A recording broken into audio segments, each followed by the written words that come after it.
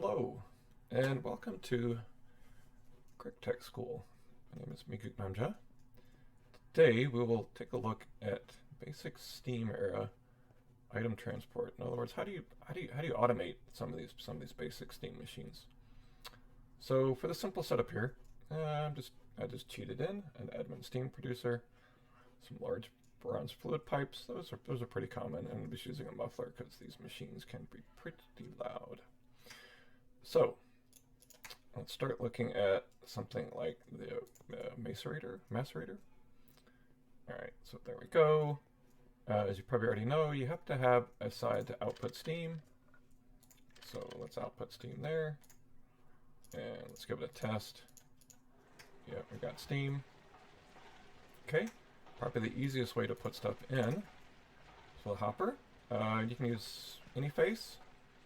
You can use the top. That works. And you can use the side that's not outputting steam, of course. And that works. Cool. All right, now how do you get stuff out? Well, in the Steam era, even though the GUI has this item auto output, it doesn't really work. Even if you change this face here, like this has to output steam, and you think maybe, hey, I can also try to output items. No, that actually doesn't work. So you have to pull the items out. And probably the easiest way to do that is to use hoppers. Hoppers will only pull from their top face. So we do something like this. Let's just throw a chest down here, hopper here, and there we go. And it's pulling stuff out. So very simple setup. Do something like that. Items come at the top, and items go out the bottom.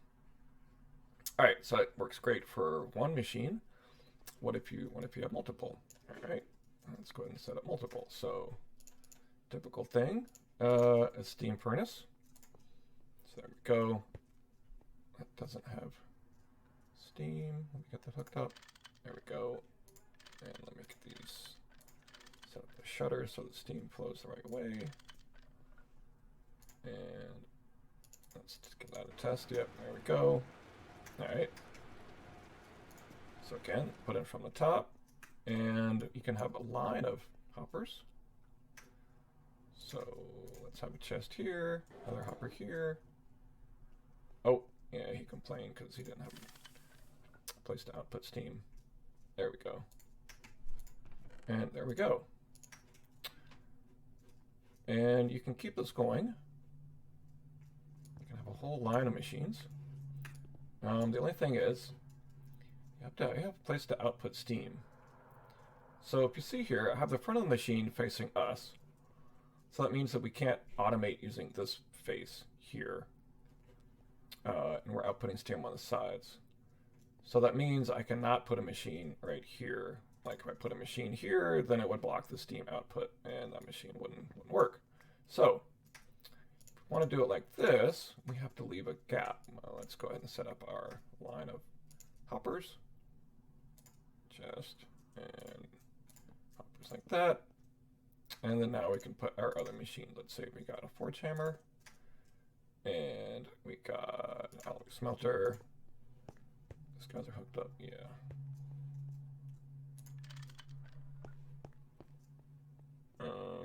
And we output the steam here, output steam here.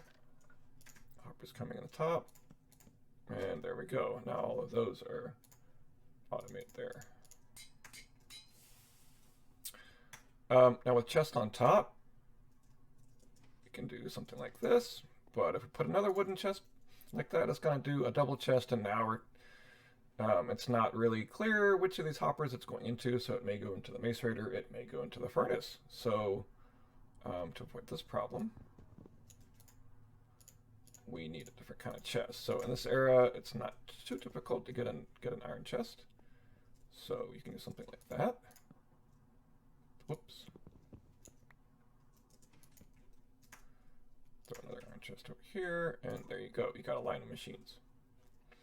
All right. Another way to do this, let's say you don't like the gap in between your machines here. Another way to do this, let's just get ourselves a bunch of furnaces. And macerators are fine. All right. Again, let's set up our line of hoppers.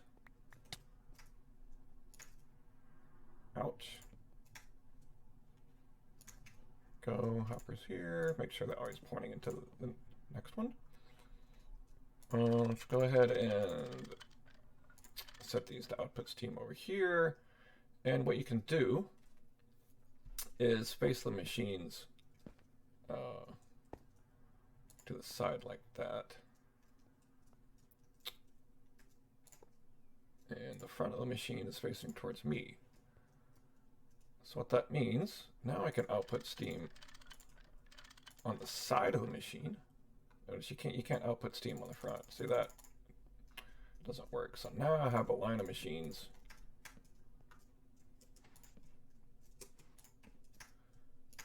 And making very efficient use of space. And come along here, and let's put some stuff in there.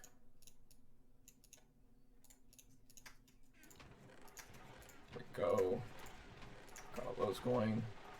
Great, so that's all nice and efficient, right? Well, problem is, if you get too close to the steam machine, this guy's done. It's going to take a little while to get done.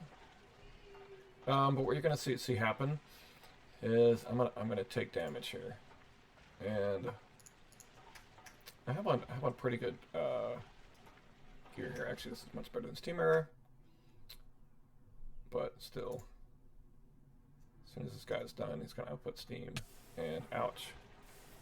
If you don't have any armor on, that could hurt quite a bit.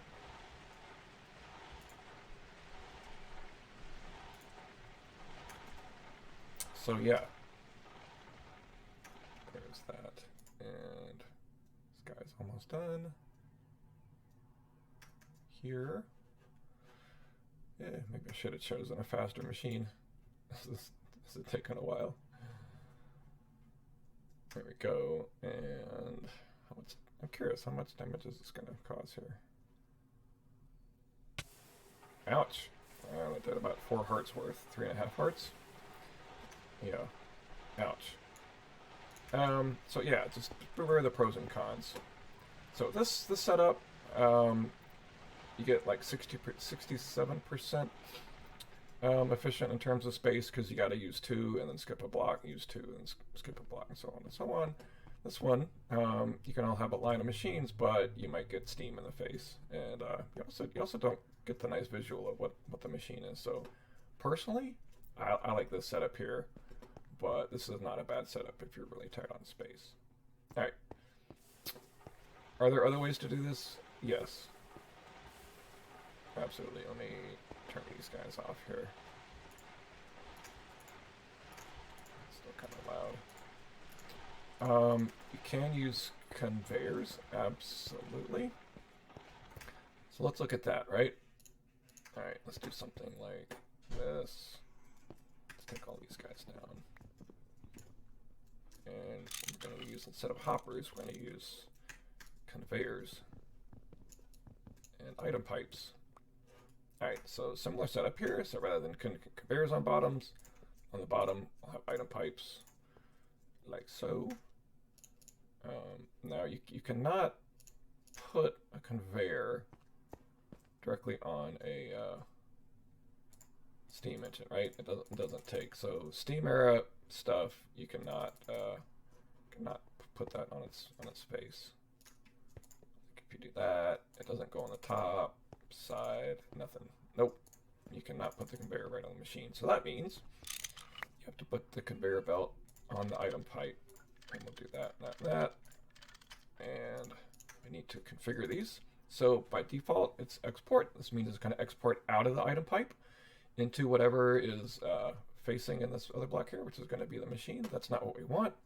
We actually want to import into the item pipe from whatever block is above here, in which case it's going to be a machine. So let's go ahead and do that for all of these. And to doing this, I'm doing a shift right click to get to the GUI of the conveyor module. And let's grab our machines here. Let's actually grab something a little faster. Yeah, these guys here a little bit faster. All right, let's set these up.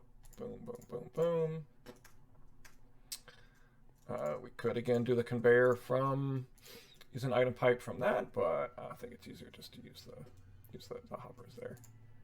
All right, and get these set up here. There we go.